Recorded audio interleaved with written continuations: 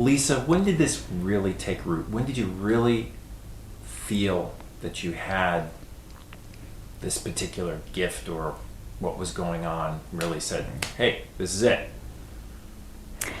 It has to be the night that my first husband passed away. And again, I had been communicating with the angels for about 2 years on this journey.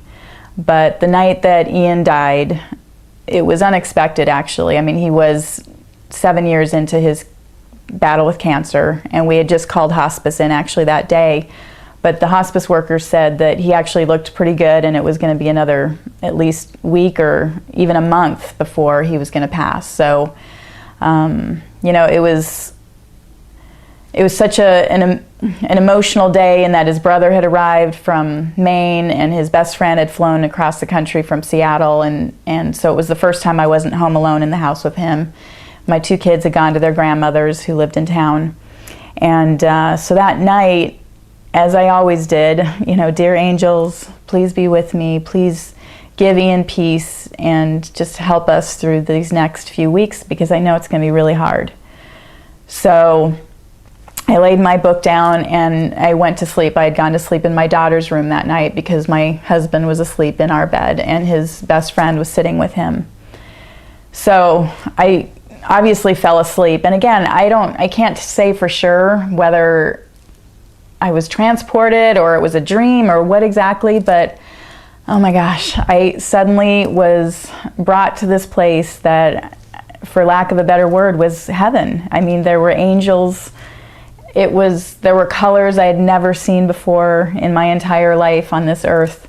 It was spotless. It was golden. It was glistening. There were banners. There were a huge announcement, a loudspeaker, the Grand Mr. Ian Sharp is about to arrive.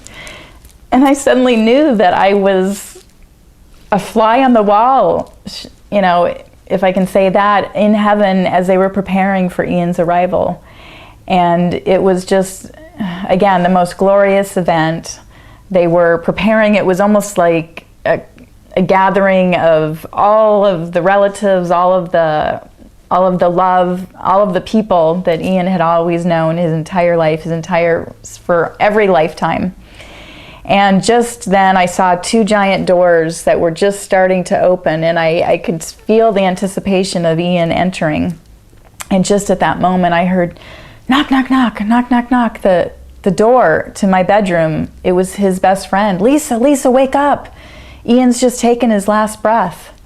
And I suddenly just woke up out of this dream or from heaven or wherever I was, and I literally stood in awe of what I had just seen, and I didn't know how to react. Truly, when my husband died, I at that point still had 3 living grandparents when I was 37, and so I walked into the room and there laid my husband without breath in him, and yet I was so happy to know where he was going. And so it just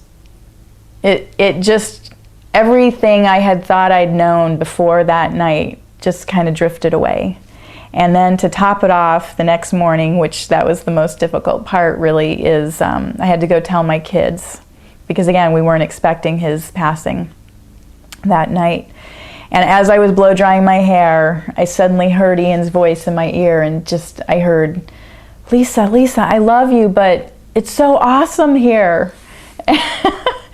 And again, I was looking around and I thought I had lost my mind, but I knew that was Ian telling me how awesome it was, and I knew that it was really awesome because I had seen it with my own eyes. So that's when I knew that this was for real, for real.